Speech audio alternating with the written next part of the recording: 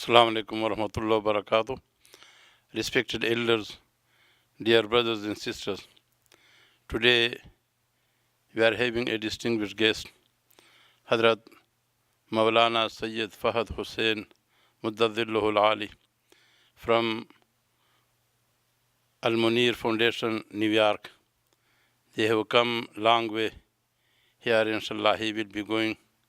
He is going to give us, inshallah, Maulana Khutba Bayan. We are grateful to him and thankful to him. Jazakumullah khaira. We request Hazrat Maulana Sahib to come, inshallah, and start his bayan.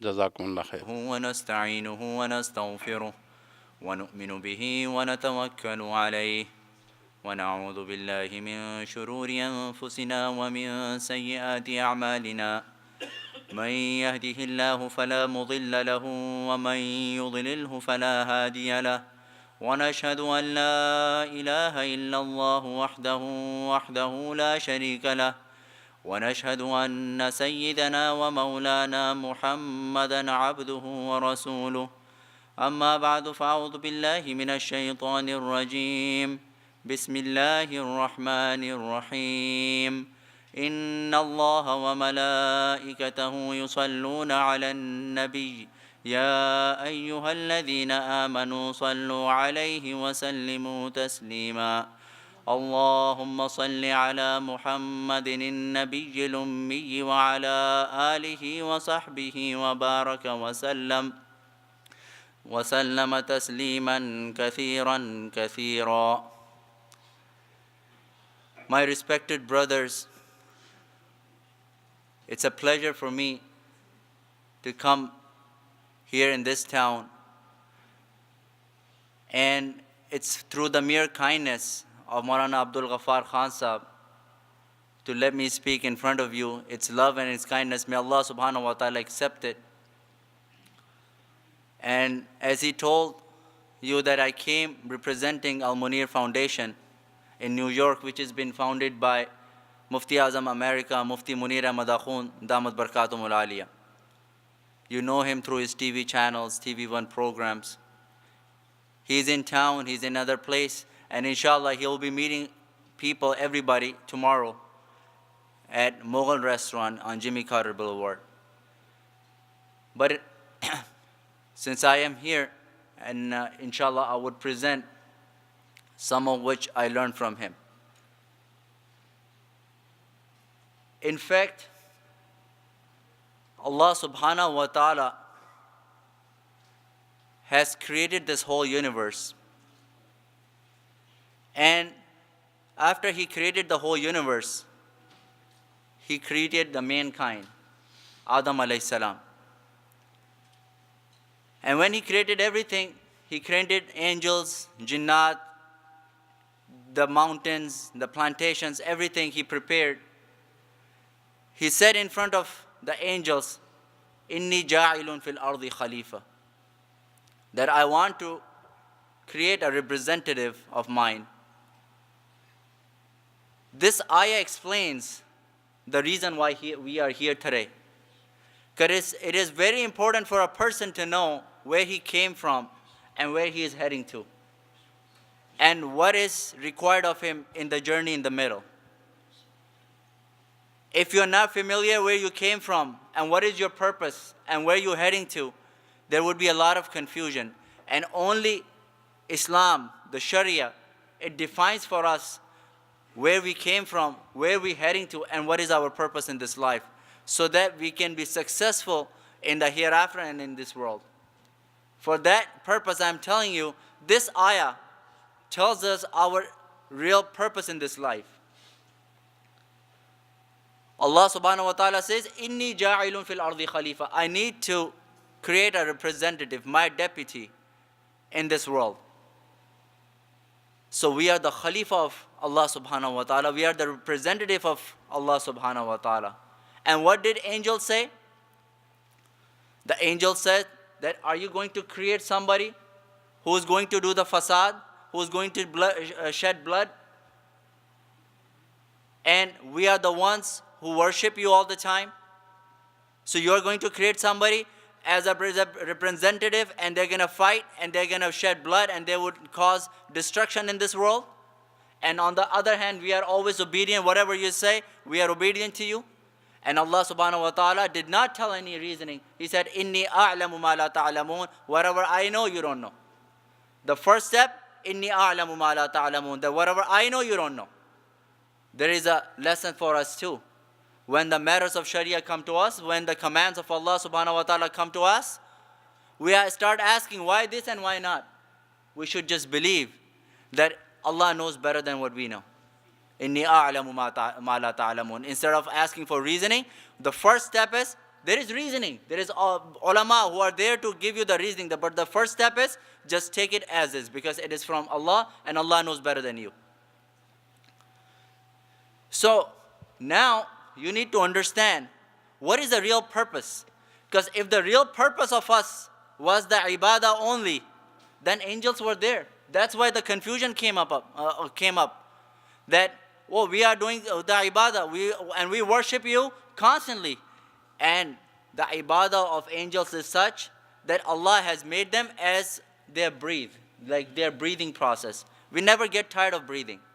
We have been breathing from the day we were born, and we're going to breathe until the end, and we never get tired of this. Have you ever seen anybody saying, I've been breathing for years, can I take a rest? That would be the final rest, and then you don't need any more breathing. So we don't get tired of breathing. This is our intrinsic need. So for the angels, ibadah is an intrinsic nature. They have to do the ibadah. They have to be obedient. If Allah said something, they have to do it. And it is not possible that they don't do it and they survive. It is their survival. That's why when the angels do the ibadah, they are not called muttaqi. Nobody calls them ulama. MashaAllah, ulama are present. It is the consensus of ulama that they are not called muttaqi. They can be called ma'asum, that they are not sinful, they are ma'asum, but they are not muttaqi because they have no other option. On the other hand, these human beings, when they do the ibadah, they have to first step on their nafs, they have to step on their desires, and then they have to gain taqwa, and then they have to worship Allah subhanahu wa ta'ala. That's why they are called muttaqi. In the same way, if somebody cannot see, is not capable of seeing, he is blind by birth, he has not seen anything sinful, anything haram, he cannot look at. Does he ever get ajr on this? No ajr for him. There is ajr for a person who has a good eyesight and then he turns away when something haram comes in front of him. If somebody is deaf by birth, he has no ajr for not listening to the music and not listening to the haram. This ajr is for one who can hear very well and he has the desires to listen to that music and then he turns away fearing Allah. This is taqwa. And he deserves the taqwa and the ajr. So Allah subhanahu wa ta'ala created someone who has that capability to decide between good and bad and then gain taqwa and then gain closeness to Allah subhanahu wa ta'ala. That is the job of the Khalifa. And then, how is the ibadah linked?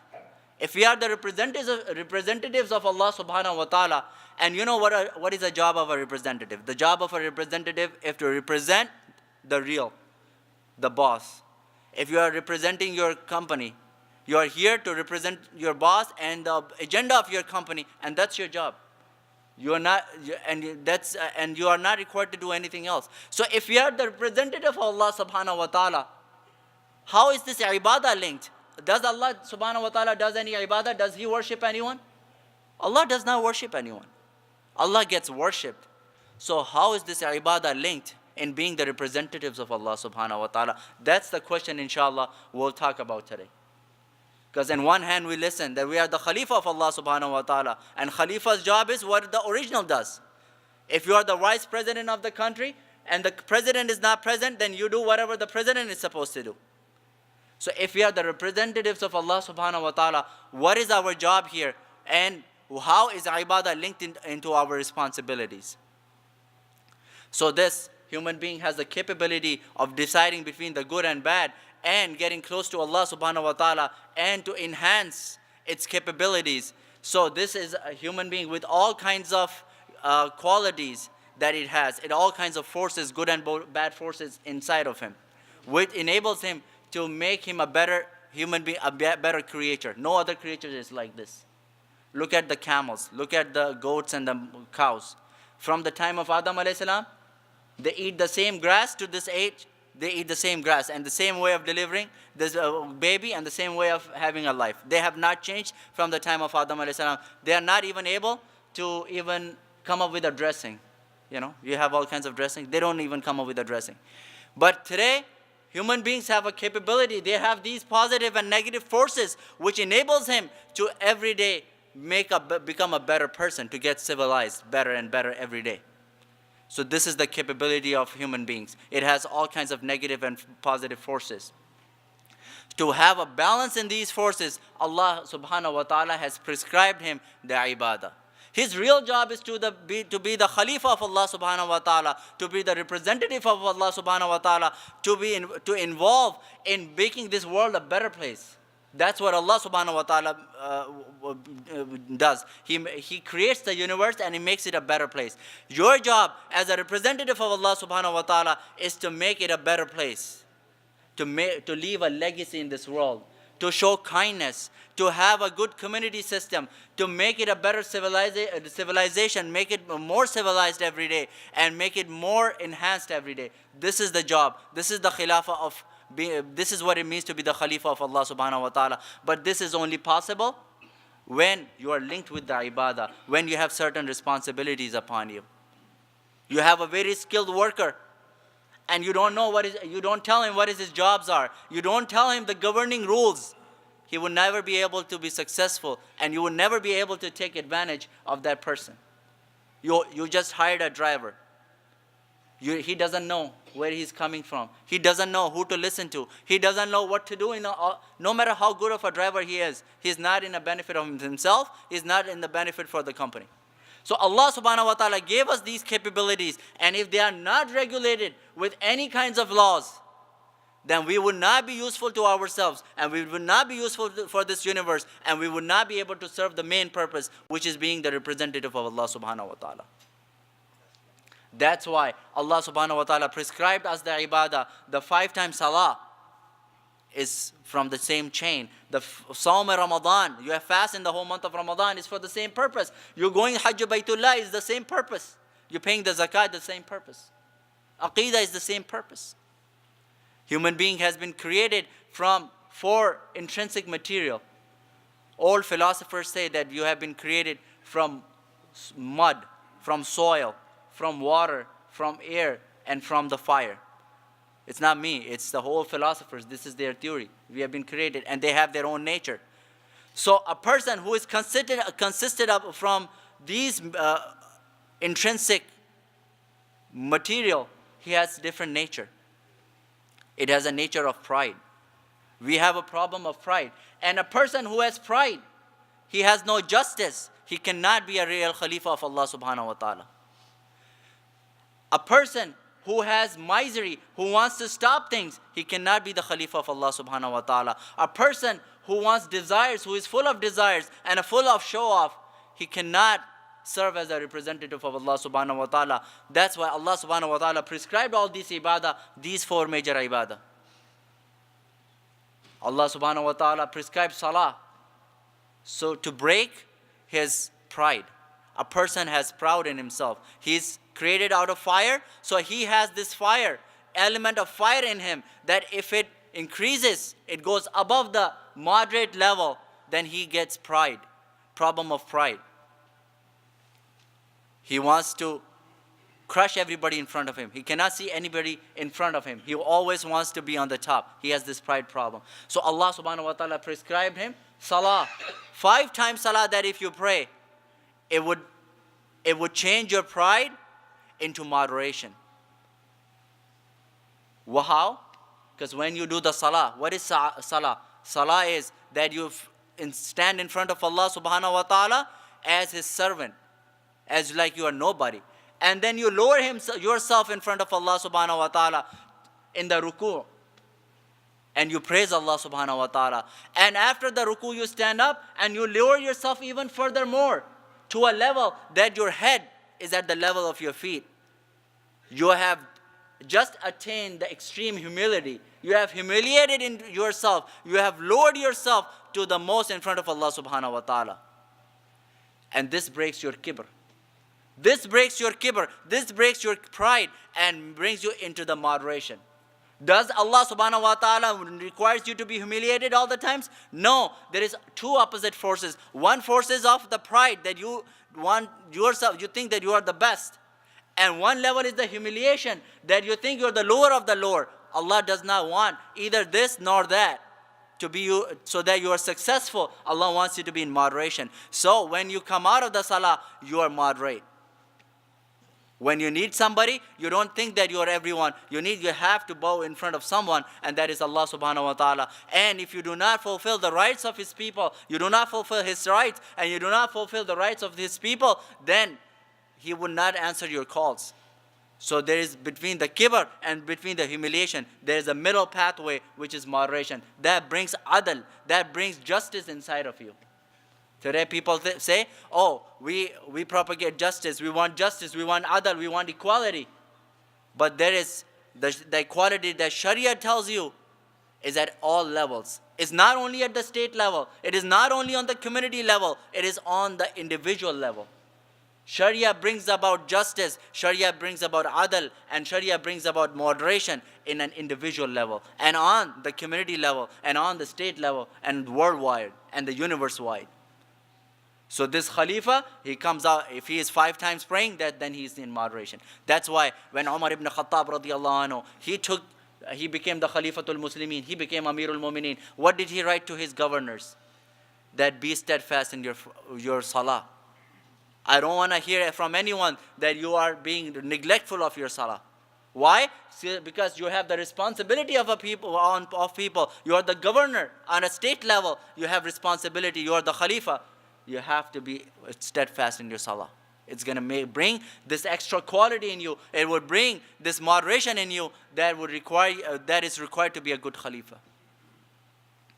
And then, why is fasting? What is the hikmah of fasting? The hikmah of fasting is that we have this problem. Human beings have a problem of showing off. Riya. We want to show off. Because we are also, one of the elements we are created from is hawa. It's the air. And air wants to show off. Anytime you leave the air, it wants to go everywhere. It diffuses everywhere in the place. So this riya, how does this riya brought into moderation? Through fasting. When you fast for the sake of Allah subhanahu wa ta'ala, nobody knows that you're fasting. Only you know and your Allah knows, and nobody else knows. You would say, how? If I tell you, brother, I'm fasting today, there is nobody who can tell that I'm not fasting. I don't even have to be fasting to tell you that I'm fasting. You can say, oh brother, I saw you eating. What can I say? I forgot. And if you forget and you eat, you can eat the whole naan. You can whole plate of rice, and it would not break your fast because you forgot. So this is riya. And how Allah subhanahu wa ta'ala treats your riya? By giving it a totally opposite treatment, which is of fasting. When you fast, only Allah knows you're fasting and nobody else knows. That's why Allah subhanahu wa ta'ala says, "As-sawmu li wa ana ajzi bihi." That this fast is only for me and I'm going to reward. Even the angels don't know. In the hadith it comes that Allah tells, after the fast is completed, Allah tells the angels that write fasting for him, he has completed the fast. Nobody knows, even angels don't know. That's why Allah says, I'm going to reward for this, because up until now only I was aware. And if you did this, it is only for my sake. And you cannot do it for anybody else. You cannot stay hungry for anyone else. Like I said, if you want to say that you are fasting, you don't really have to fast. So this problem of riya, this problem of show off could be brought into moderation. How? And through the fasting. And then as a result, what is inculcated in this human being? Ikhlas. Ikhlas. Allah subhanahu wa ta'ala does not require you to do everything so hidden. And He does not require you to do everything and as a show off. That I do it only because there is a photo session going on. I do it only because I'm going to be on the channel. Not because of that. And Allah does not require you to do it so hidden, so unseen, that nobody knows. I saw somebody doing the tasbih. He has the musabbah in his hand and he's doing the tasbih and he has this, his cloth on top of it. I'm like, well, brother, what is this? oh, I'm hiding myself from Riya. This is not what Allah wants. If you want to do the tasbih, and you want to, the regular way is to put it in your hands, put it in your hands. You don't have to do something like this. This is not what is required of you. In your heart, it should be such that I'm doing only for the sake of Allah. If you're standing up in the salah, only for Allah. If you're not doing it, it is only for the sake of Allah. And you're not doing or not hiding because people are going to see or not see. Imam Ghazali rahimahumullah ta'ala says that the people who leave their good amal thinking that people are going to think I'm showing off, that is also riya. And what is the next? After the fasting, the zakah. What did Allah subhanahu wa ta'ala prescribe zakah? So that a misery of the person could be brought into moderation. We have been created from mud, soil. And what is the quality of the soil? It holds on to everything. You keep something here, you put your jewelry in this and bury it in the soil, 20 years from now, it will still be there. It will not let anybody take it. So that element is also in us. So we don't want to give. We don't want to give. So Allah subhanahu wa ta'ala prescribed the zakah. So when you give, it breaks your bad habit of misery and not giving it to anyone, not helping others. And the Khalifa of Allah subhanahu wa ta'ala should have a quality of giving. So Allah subhanahu wa ta'ala prescribes zakah. And from the zakah, what is required of you? Ghina. And what is ghina? Ghina is a quality of the heart. The quality of the heart is that you want to give the maximum, but you give whatever is appropriate. Rasulullah, remember this, the Sharia is all about appropriateness. Rasulullah sallallahu alaihi wasallam, his teachings are all about appropriateness. There is nothing extremism. There is one Sahabi, Abdullah ibn Amr bin As. He used to pray in the night, he used to fast in the morning.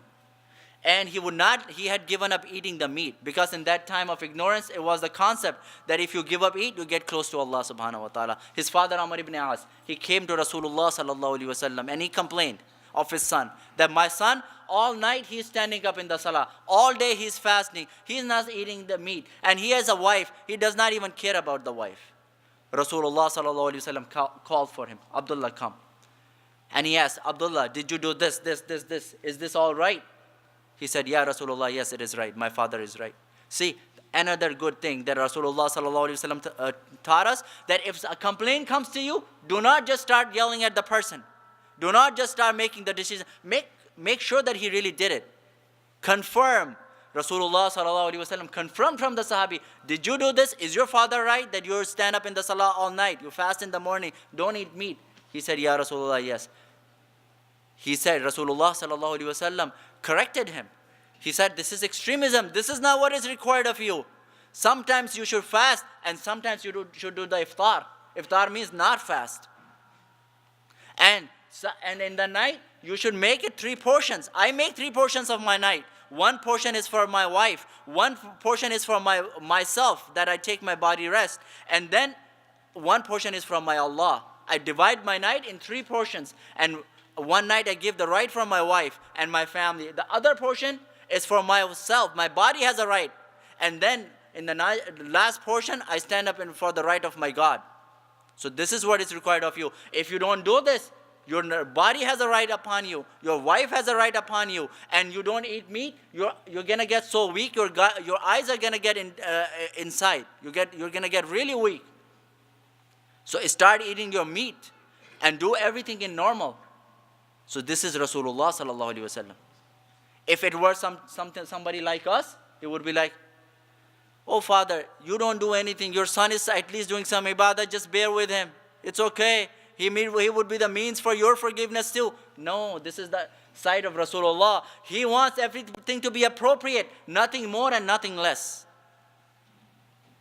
So this is appropriateness is what is Sharia. So this zakah brings appropriateness in you. And then at the same time, going for the Hajj, a person has a desirous nature. He wants more and more and more. And this Hajj brings the qanaat. It brings the zuhud. You go out in the path of Allah with 2 pieces of cloth, unsewed.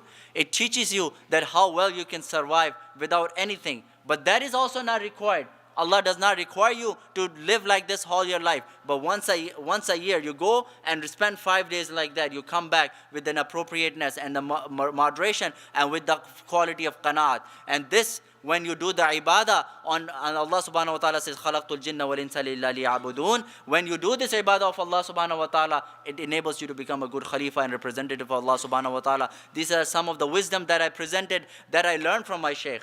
And this is also the quality of Rasulullah sallallahu alaihi wasallam, that he would give the hikmah of the different things that have been prescribed. And I learned this from my shaykh, and this was also the quality of some of the ulama like Imam Ghazali rahimahumullah ta'ala and other ulama like Shah Waliullah rahimahumullah ta'ala, so that it opens up your minds and it would and it enables you to look at the cosmology of the Sharia. So inshallah, tomorrow my shaykh would be present in Mughal restaurant on Jimmy Carter Boulevard, and he has been given the title of Mufti Azam America because of his achievements. And inshallah we'll talk about those some of his programs, that he has a Darulum, he has an Islamic school, he has a Raham TV, which is a TV network, because we are really lacking in our media. And he is also working towards building a first Islamic university. Today we have Islamic schools all over the nation. That's a good thing, but we also have to grow ourselves to a university level so that our kids could be learning in a good environment. So that program would also be presented. So tomorrow